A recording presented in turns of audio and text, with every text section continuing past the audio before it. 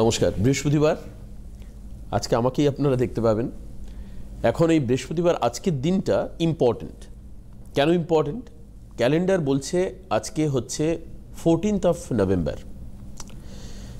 ছোটোবেলায় জানেন দিদি, এই দিনটাতে আমরা জিলিপি খাওয়ার জন্য স্কুলে যেতাম। মানে প্রাইমারি স্কুলে পড়তাম না, একটা ইংলিশ সেমি বেঙ্গলি কম্বিনেশন স্কুলে পড়তাম। আজকের দিনটায় কমলালেবু জিলিপি এটা দেওয়া হতো, স্কুলের তরফ থেকে দেওয়া হতো। খুব উৎসাহ ছিল, মাঝে মধ্যে লজেন্স দেওয়া হতো, চকলেট দেওয়া হতো। তাহলে আজকের দিনের স্পেশালিটি কি? আজকে হচ্ছে জাতির অন্যতম দেশের মানে ভারতবর্ষের প্রথম প্রধানমন্ত্রী জওহরলাল নেহেরু, তার আজকে জন্মদিন। অ্যান্ড ইট ইজ ট্রিটেড, মানে that day is treated children's day, শিশু দিবস আজকের দিন। তো এটা একটা খুব মানে ছোটোবেলায় খুব একটা মজার মুহূর্ত ছিল, আজকে মনে পড়ে গেল শুরু করে। তো এর সঙ্গে আজকের এই প্রোগ্রামের একটা সংযোগ আছে। যেহেতু আমরা দিদির প্রোগ্রামে সবাই মিলে খুব মন দিয়ে আমরা শুনি অনুষ্ঠানটা, ওনার সাজেশন গাইডলাইন আমরা খুব মন দিয়ে মানি মানে শুধুমাত্র শুনি না, শোনার মানার মধ্যে গ্যাপটা খুব কম। আমরা শুনি এবং মানিও, মানে এরকম না যে শুনে আমি কানের বারান্দায় রেখে দিলাম ব্যাস, আর আমি তাকে ইউজ করলাম না, কিন্তু আমরা এটাকে মানি।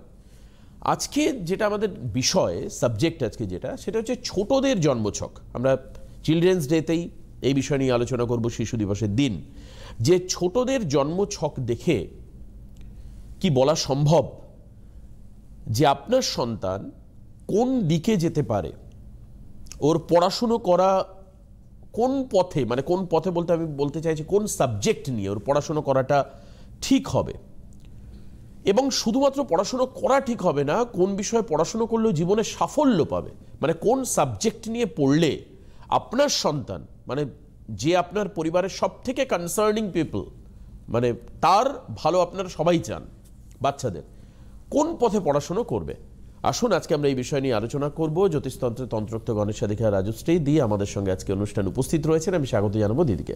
আপনার থেকে এই প্রশ্নের উত্তর শুনবার জন্য আমি নিজেও ওয়েট করে আছি কি হবে উত্তর। স্বাগত অনুষ্ঠান। সিদ্ধিদাতা গণেশকে প্রণাম করে শুরু করছি। গতকালও আমি এটা নিয়েই আলোচনা করছিলাম, সেটা হচ্ছে যে কোন সাবজেক্ট কার জন্য সুটেবল হবে। এটা খুব গুরুত্বপূর্ণ বিষয়। অনেক সময় অনেকে ভুল সাবজেক্ট গ্রহণ করে কিন্তু অনেক সময় দেখা গেছে জীবনে সফলতা পায়নি। তো প্রত্যেকটা সাবজেক্টের কিছু কারক গ্রহ আছে। যেমন আমি প্রথমেই বলি ইঞ্জিনিয়ারিং এর কথা। ইঞ্জিনিয়ারিংয়ে যদি সফলতা পেতে হয় তাহলে শনি মঙ্গল যোগ হরোস্কোপে যথেষ্ট গুরুত্বপূর্ণ। শনি বৃহস্পতি যোগ এটাও কিন্তু যথেষ্ট গুরুত্বপূর্ণ। এবং এই যে শনি মঙ্গল যোগ, শনি বৃহস্পতি যোগ, এইগুলো কিন্তু মূলত ইঞ্জিনিয়ারিংয়ের কারক গ্রহ। আপনার হরোস্কোপে যদি শনি মঙ্গল ভালো পজিশনে থাকে, বৃহস্পতি ভালো পজিশনে থাকে, তাহলে আপনি যথেষ্ট জীবনে সফলতা পাবেন ইঞ্জিনিয়ারিং এর ক্ষেত্রে। দিদি এই ক্ষেত্রে আমরা প্রোগ্রাম করতে গিয়ে দেখেছি যে শনি মঙ্গল বা বৃহস্পতি সঠিক জায়গায় না থাকার জন্যই হয়তো প্রচুর ছেলে মেয়ে বিটেক করে, কিন্তু এখানে ফোন করে তারা বলে যে আমাদের চাকরি হচ্ছে না। হ্যাঁ, অবশ্যই এটাও একটা পয়েন্ট। বিটেক পাস আউট করে এমটেক পাস আউট করে যদি হরোস্কোপের প্রবণতা দেখে যদি সিদ্ধান্ত নেওয়া যায় তাহলে সেই সিদ্ধান্তটা সঠিক হবে। এই কারণের জন্যই হয়তো ব্যর্থতাটা আসে, যেহেতু দেখা হয় না। আর সবথেকে বেশি এটা হয় মেডিকেলের ক্ষেত্রে। বহু মানুষকে আমি দেখেছি যে তারা চান তাদের সন্তান মেডিকেল করুক। এবার ঘটনাটা হচ্ছে মেডিকেল পড়লো ঠিক আছে, কিন্তু 4 বছরের এমবিবিএস কিন্তু এনাফ নয়। এরপরে কিন্তু পরবর্তী হায়ার স্টাডিজ আছে, পরবর্তী আরো ফার্দার পড়াশোনা আছে। অর্থাৎ ইঞ্জিনিয়ারিং কোথাও 4 বছর করে একটা কমপ্লিটের জায়গায় আসলো, কিন্তু সেটা কিন্তু মেডিকেলের ক্ষেত্রে প্রযোজ্য নয়। মেডিকেলের ক্ষেত্রে কিন্তু এমবিবিএস ছাড়াও পরবর্তী হায়ার স্টাডিজের দরকার আছে। তো এই যে ব্যাপারগুলো, সুতরাং সবসময় আমি একটা কথা মনে করি যে যদি আপনি মনে করেন আপনার হরোস্কোপে মঙ্গল স্ট্রং আছে, মঙ্গল স্ট্রং হলে আপনি কিন্তু মেডিকেলের কথা ভাবতে পারেন, যথেষ্ট ভাবতে পারেন। আবার ইঞ্জিনিয়ারিং এর ক্ষেত্রে শনি মঙ্গল দুটোই লাগে। এবার যার যার হরোস্কোপের প্রবণতা অনুযায়ী সে যদি সেই মতো পড়াশোনা করে, তাতে কিন্তু সে যথেষ্ট সফলতা পেতে পারে। যে আমি যদি প্রথমেই জানি যে আমার হরোস্কোপে এই গ্রহ আছে, এবার এই গ্রহগুলোর কারক গ্রহ কি, এবার এখান থেকে আমি কি পেতে পারি, অবশ্যই কিন্তু যথেষ্ট ভালো ফল এখান থেকে আসা যায় যদি ঠিক মতো। ছোট বয়সটা কিন্তু খুব গুরুত্বপূর্ণ। মানে আমরা কত বয়স থেকে মোটামুটি হরোস্কোপ স্টাডি করতে পারি বা দেখাতে পারি? আমার তো মনে হয় স্কুল লাইফ থেকেই। স্কুল লাইফ থেকে কিন্তু একটা টেন্ডেন্সি বোঝা যায়। কেউ হয়তো দেখা যাচ্ছে ম্যাথসে প্রচন্ড পারদর্শী, তখন তার ব্যাপারটা আলাদা। আবার কেউ দেখা যাচ্ছে কেউ হয়তো ভূগোলে পারদর্শী, সেটা সম্পূর্ণ আবার আরেকটা বিষয়। হ্যাঁ, আবার কেউ লিটারেচার নিয়ে পড়াশোনা করছে। তো এই যে আমাদের ভাগটা এসছে আর্টস, সায়েন্স, কমার্স, তো এটাও কিন্তু মূলত এই হরোস্কোপের বিভিন্ন মানুষের যে বিভিন্ন রকম চাহিদা, মেন তিনটে বিষয় হচ্ছে আর্টস, সায়েন্স, কমার্স, এটা হচ্ছে মেন বিষয়। তার মধ্যে সায়েন্স নিয়ে পড়তে গেলে যথেষ্ট মেধাবী হতে হয়, কমার্স নিয়ে পড়ার ক্ষেত্রেও যথেষ্ট মেধাবী হতে হয়। হ্যাঁ, আর্টসের ক্ষেত্রে খানিকটা হয়তো থাকে, এবং আর্টসের ক্ষেত্রে আজকের দিনে অন্তত চাকরির বাজারেও খানিকটা মানে অসফলতা বা প্রপার চাকরি না পাওয়া, এই ব্যাপারগুলো এখনকার দিনে অনেকটা আসছে, অনেক সময়ই আসছে। আর একটা কথা বলছি, অনেকের ভেতরে একটা জেদ থাকে যে যেভাবেই হোক আমি সন্তানকে মেডিকেল পড়াবো। এবার দেখা গেল আপনি প্রাইভেটে মেডিকেল পড়িয়ে আনলেন, সে কিন্তু সেইভাবে মানে যেভাবে প্রপার ওয়েতে কিন্তু সে পড়ছে না, আপনি তাকে প্রাইভেটে জাস্ট পয়সা খরচ করে পড়িয়ে আনছেন। এবার শুধু এমবিবিএস করলেই কিন্তু হবে না, পরবর্তী হায়ার স্টাডিজও আছে। সুতরাং সবসময় আমি একটা কথা বলবো যে হরোস্কোপের প্রবণতা, মেডিকেলের মেন কারক গ্রহ মঙ্গল, মঙ্গল যদি হরোস্কোপে ভালো পজিশনে থাকে তাহলে আপনি অবশ্যই ভাবতে পারেন। ইঞ্জিনিয়ারিং এর ক্ষেত্রে শনি মঙ্গল দুটোই প্রযোজ্য। কমার্সের কারক গ্রহ হচ্ছে রবি বুধ। যারা কমার্স নিয়ে পড়াশোনা করেন, রবি বুধ যদি আপনাদের হরোস্কোপে ভালো থাকে তাহলে আপনারা কমার্সের ক্ষেত্রে যথেষ্ট সফলতা পাবেন। আবার কেউ আছে একটু অন্য ছকের বাইরে, হয়তো আর্টিস্টিক বিষয়, কালচারাল বিষয়, এগুলো নিয়ে পারদর্শিতা অর্জন করতে চান, তো সেখানেও কিন্তু দেখতে হবে হরোস্কোপের শুক্র ভালো আছে কিনা। প্লাস হায়ার স্টাডিজ যদি করতে চান, যে কোনো সাবজেক্টে যদি উচ্চ শিক্ষা করতে চান, সেখানেও কিন্তু শুক্রকে ভালো হতে হবে। শুক্র যদি ভালো হয় তাহলে আপনি যে কোনো বিষয় নিয়ে হায়ার স্টাডিজ করতে পারেন, ডেকোরেটিভ লাইফ তৈরি হবে। এবং পাশাপাশি আর্টিস্টিক বিষয়, কালচারাল বিষয়, এখানেও এর মধ্যে অভিনয়, সবকিছুই এগুলোও রয়েছে। আবার যদি উচ্চ শিক্ষা করতে চায় সেখানেও কিন্তু শুক্রের ভূমিকা বিশালভাবে রয়েছে। তো এই কারকত্ব অনুযায়ী যদি নেওয়া উচিত, ছোটবেলাতেই দেখে নেওয়া উচিত। একদমই তাই, তাহলে নারিশমেন্টটা প্রপার ওয়েতে করা যায়। একদমই তাই, ভুল গাইড হবে না, ভুল গাইড হবে না। কারকত্ব অনুযায়ী যদি পড়াশোনা করা হয় তাহলে কিন্তু হরোস্কোপে পরবর্তীতে ভুল সংশোধনের জন্য ছুটতে হবে না। অনেক সময় অনেককে দেখা যায় যে ভুল সাবজেক্ট নিয়ে পরবর্তীতে পস্তালো, বহু সময় দেখা যায়। আর বিশেষ করে মেডিকেলের উপর মানুষের একটা আলাদা অনেকের একটা আলাদা টান আছে। এবার অনেক সময় হয়তো তারা বেসরকারি থেকে পড়ছে, প্রাইভেটে পড়ছে, কিন্তু সেই সাফল্যের জায়গাটা হয়তো পেল না। সবসময় তো মেরিট যদি তার সে যদি মেরিটোরিয়াস হয় তাহলে ডেফিনেটলি তার সরকারি জায়গায় চান্স হবে, নিটের মাধ্যমেই হবে, এবং তাতে কিন্তু অনেক বেশি রেজাল্ট ভালো আসবে।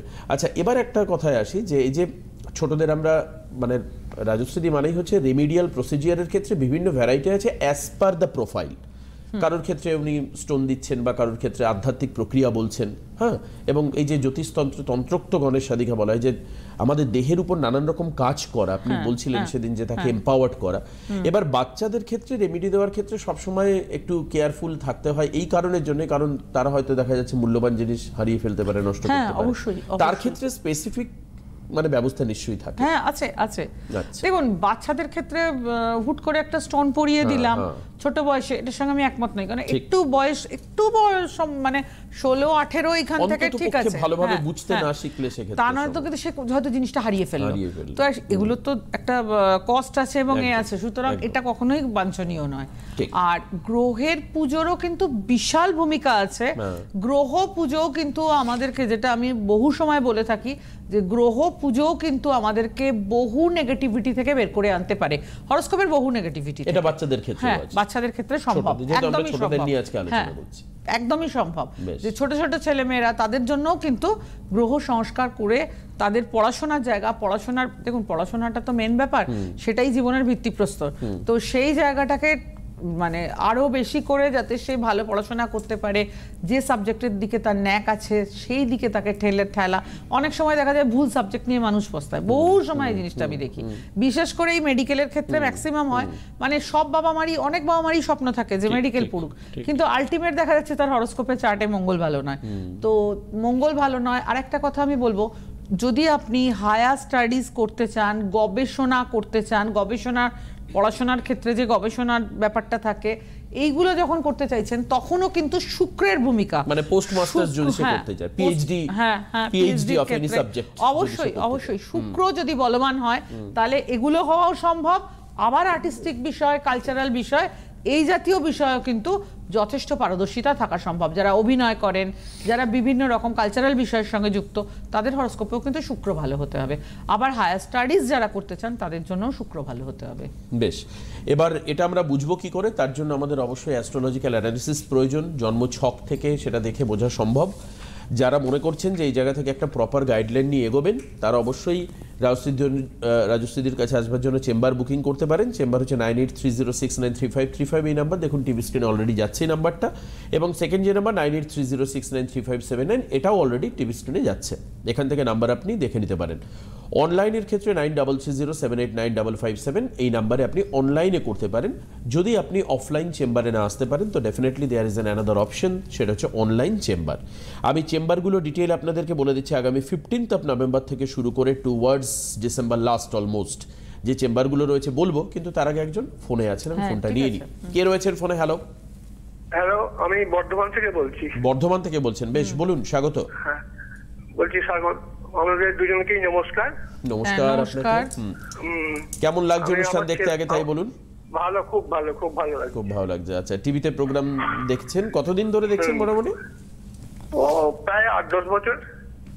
বাপরে বাপ, 8-10 বছর অনুষ্ঠান দেখছেন, মানে দীর্ঘদিনের অভিজ্ঞতা। আচ্ছা, আজকে বলুন কার দীর্ঘদিনের অভিজ্ঞতা, তো আমাকে বলুন যে হ্যাঁ আমার ছেলের ব্যাপারে জানবো। ছেলের জন্য? হ্যাঁ বলুন, সেই ছেলের জন্ম তারিখটা বলুন। 4-1-91। 4-1-91। আচ্ছা, আমি যখন বলছি আপনি তখনই বলছেন কেন? 4-1-91 মানে 4 জানুয়ারি, তাই তো? টাইম বলুন। দুপুর 12:55। আচ্ছা, জন্মস্থান কোথায়? বর্ধমান। বর্ধমানে।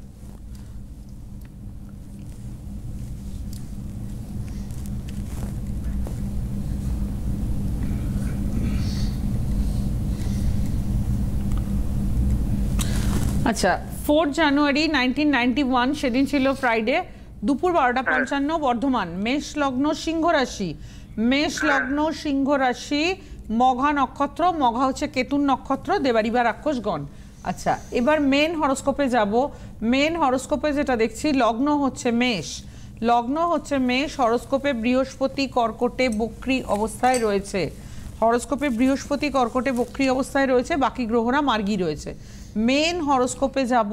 মেন হরোস্কোপে যেটা বলবো সেটা হচ্ছে লগ্ন হচ্ছে মেষ, লগ্নের দ্বিতীয় বসে আছে মঙ্গল। হরোস্কোপে আমি যেটা বলবো সেটা হচ্ছে পড়াশোনার ক্ষেত্রে যথেষ্ট মেধাবী স্টুডেন্ট হওয়ার কথা। প্রথম কথা হচ্ছে চতুর্থভাবে তুঙ্গস্থ বৃহস্পতি, এটা যথেষ্ট ভালো পয়েন্ট, কিন্তু বৃহস্পতি কেতুযুক্ত। উল্টো দিকে রয়েছে শুক্র এবং শনি সক্ষেত্রস্থ অবস্থায়। শনি বৃহস্পতির যোগে কিন্তু সায়েন্স নিয়ে পড়া, ইঞ্জিনিয়ারিং পড়া, এটাই সব থেকে ভালো। চন্দ্র বসে রয়েছে পঞ্চম ভাবে, বুধ রয়েছে অষ্টমে। যেটা আমি হরোস্কোপ প্রসঙ্গে বলবো সেটা হচ্ছে পড়াশোনার ক্ষেত্রে যথেষ্ট মেধাবী এবং ব্রিলিয়ান্ট স্টুডেন্ট হওয়ার কথা, কিন্তু সেই অনুযায়ী অর্থনৈতিক সাফল্য আসছে না। সায়েন্সের চার্ট, ইঞ্জিনিয়ারিংয়ের চার্ট, কিন্তু অর্থনৈতিক সফলতার ক্ষেত্রে কিন্তু বাধার জায়গা দেখাচ্ছে। আপনি একটু শেয়ার করুন। হ্যাঁ, ওই ইঞ্জিনিয়ারিং পাস করেছে 14 সালে, সেখানে ক্যাম্পাসিং হয়নি। ক্যাম্পাসিং এ 1 বছর গ্যাপ মানে ওদের ব্যাকডেটেড হয়ে গেল। ইঞ্জিনিয়ারিং এর ক্ষেত্রে ব্যাকডেটেড হয়ে গেল। এখন এই সরকারি পরীক্ষাগুলো দিচ্ছে, 2-3টে পরীক্ষা ভালো দিয়েছে, এখন রেজাল্ট তো বেরোবার কোনো চান্স নাই দেখছি। যদি কি হবে, কিছু হবে, কর্ম হবে।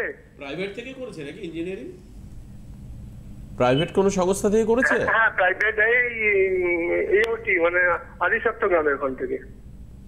এই কারণের জন্য দেখুন, এই যে প্লেসমেন্ট 1 বছর হলো না, এই যে ইরেসপন্সিবল অ্যাক্টিভিটিস বিভিন্ন ইনস্টিটিউটের ক্ষেত্রে দেখতে পাওয়া যায়।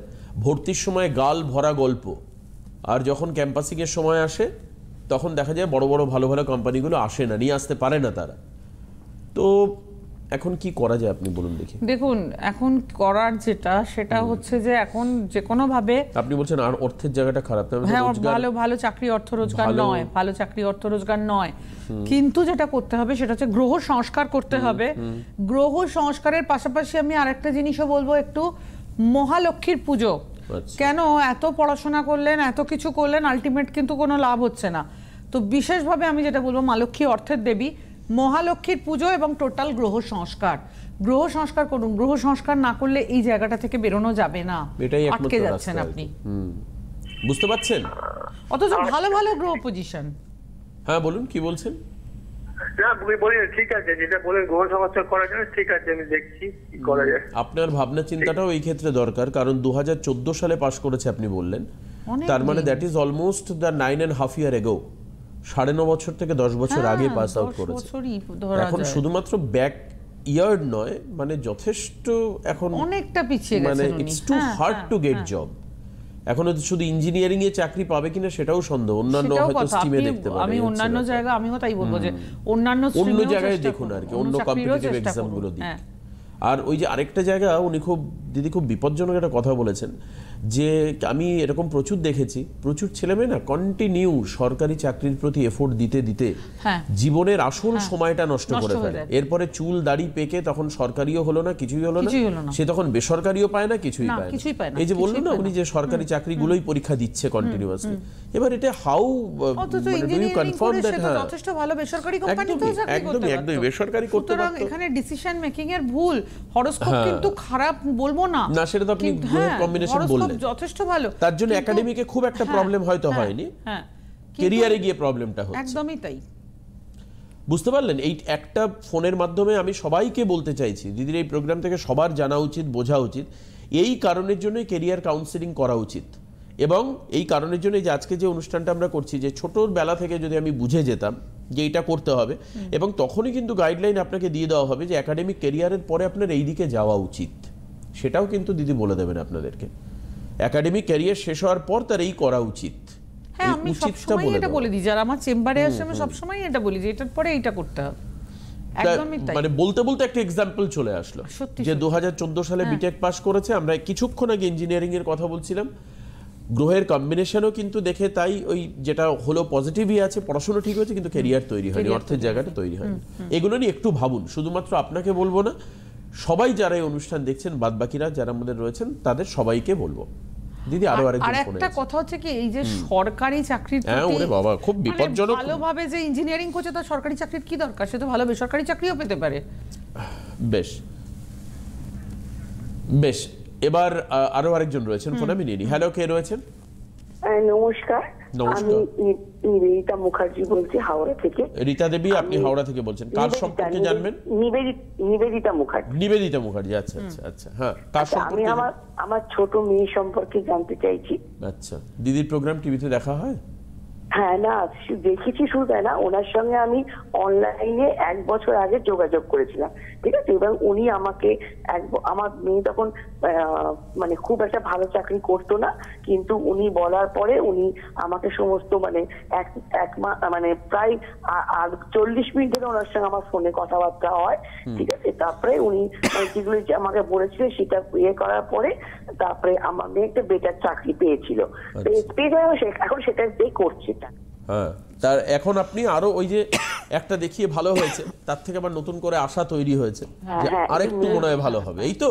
হ্যাঁ, আপনার তো প্রশ্ন হয়ে গেল। আর বাদবাকি কি সমস্যা, সেটা আরেকবার একটু এটা বলুন, ডেট অফ বার্থটা বলুন। হ্যাঁ, 4 জানুয়ারি 1991। হ্যাঁ বলুন বলুন। 4 জানুয়ারি। আচ্ছা, এখন কিছু বলতে হবে না, আগে আপনি শুধু জন্ম তারিখটা বলুন। আপনি আমি তো কথা বলছিলাম, তো আপনি আমার সঙ্গে কথা বলছেন তো? হ্যাঁ, আপনার সঙ্গেই বলছি। মেয়ের জন্ম তারিখ জানতে চাইছি। 28 মে 1995। 28 মে 1995। টাইম বলুন। ভোর 3:17। ভোর 3:17। আচ্ছা, জন্মস্থান কোথায়? হাওড়া। জন্মস্থান হচ্ছে হাওড়া, ঠিক আছে, ওকে, রাইট।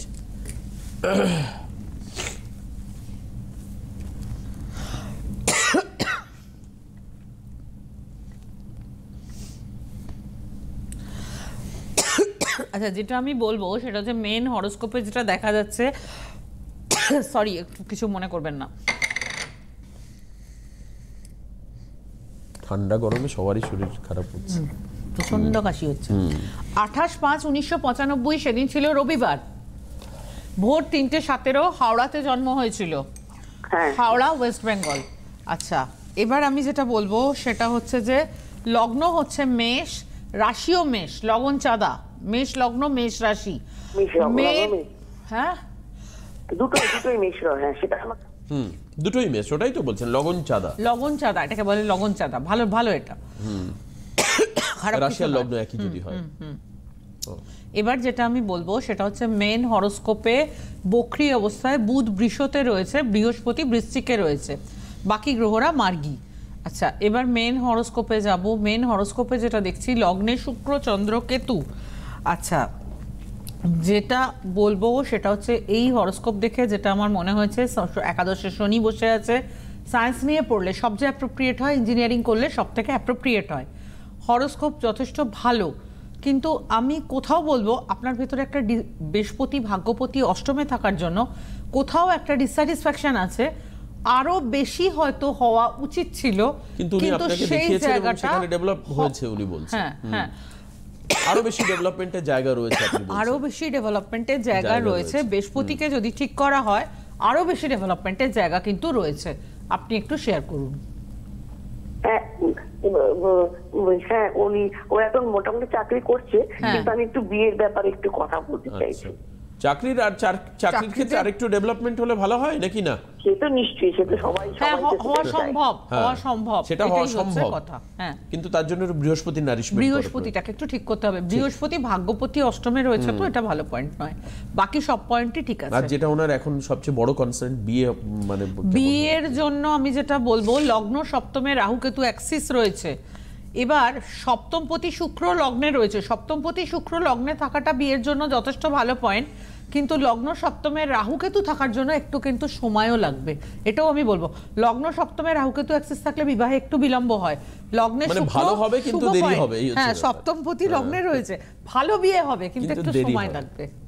আপনি কি চান বলুন, খারাপ হবে তাড়াতাড়ি হোক সেটা আমরা? হ্যাঁ, একটু চাইছি, 33 বছরের বয়স অবধি যাচ্ছে। আমি বুঝতে পারছি এটা, আমি কথাটা বুঝতে পারছি একদমই, কিন্তু ঘটনাটা হচ্ছে একটু সময় নেবে, একটু সময় নেবে। আর এটাকে চাইলে আপনি তো ত্বরান্বিত করতে পারেন। আমি একটা পুজো বলি, সেটা হচ্ছে গৌরী বিনায়ক পুজো, মাতা পার্বতী এবং গণেশের মিলিত পুজো। এই পুজোটা না বিয়ের ক্ষেত্রে খুব হেল্প করে। দেখুন, সপ্তমপতি স্বয়ং লগ্নে বসে আছে, তারপরেও আপনার সমস্যা হচ্ছে। কিন্তু আপনি আবার এটা দেখে যোগাযোগ আবার করব একবার, বিয়ের জন্য যোগাযোগ করুন। আগে ক্যারিয়ারের জন্য করেছেন, আপনি হ্যাপি মোটামুটি বললেন। হ্যাঁ, দেখুন, ভালো তো শেষ নেই না, ভালোর কোনো শেষ তো হবে, ভালো শেষ নেই। এখন ও যা মাইনে ঠাইনে পাচ্ছে বা কিছু, আপনি আরো বেশি হলে ভালো, কিন্তু মেইন জায়গাটা হচ্ছে ওর বিয়ের জায়গাটা। সেটা তো আপনাকে নতুন করে তো কিছু বলা নেই, আপনি তো এক্সিস্টিং ক্লায়েন্টে অলরেডি। এবার দিদির এই ধরনের পুজো বা এই যে গ্রহ সংস্কার কতটা কি ফল হয় সেটা আমার থেকে আপনি অনেক বেটার জানেন, আমার এখানে বলার থেকে। আপনি নিজে ওনার ক্লায়েন্ট, তো সেখানে দাঁড়িয়ে নিশ্চয়ই যদি মনে হয় যে বিয়ের ক্ষেত্রে স্টেবিলিটি দরকার, ভালো বিয়ে যাতে হয় বা আরেকটু ত্বরান্বিত যাতে হয়, সেটা আপনি চেষ্টা করতে পারেন। এই হচ্ছে বিষয়।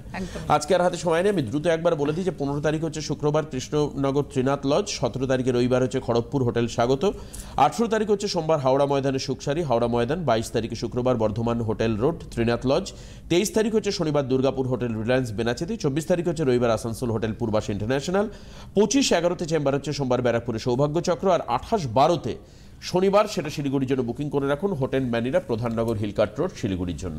আজকে এখানে শেষ করব। আর একটু ছোট্ট কথা বলছি, আজকে বৃহস্পতিবার অনলাইন আছে, তবে কতটা সুযোগ পাওয়া যাবে সেটা ফোন করে দেখুন, কেন আজকে বৃহস্পতিবার অনলাইন থাকে একদম। আজকে এই পর্যন্তই শেষ করছি, অবশ্যই পরবর্তী অনুষ্ঠানে আবারও রাজশ্রীদির সঙ্গে দেখা হবে। নমস্কার আপনাকে, নমস্কার সবাইকে। গণেশ সাধিকা রাজস্বীদি এখন আপনাদের হাতের নাগালে, ঘরে বসে লাইভ কলে রাজস্বীদির সুপরামর্শ এবং তার দেওয়া প্রতিকার পেতে অবশ্যই ফোন করুন এই নম্বরে 9830693509। পরিষেবা চার্জেবল।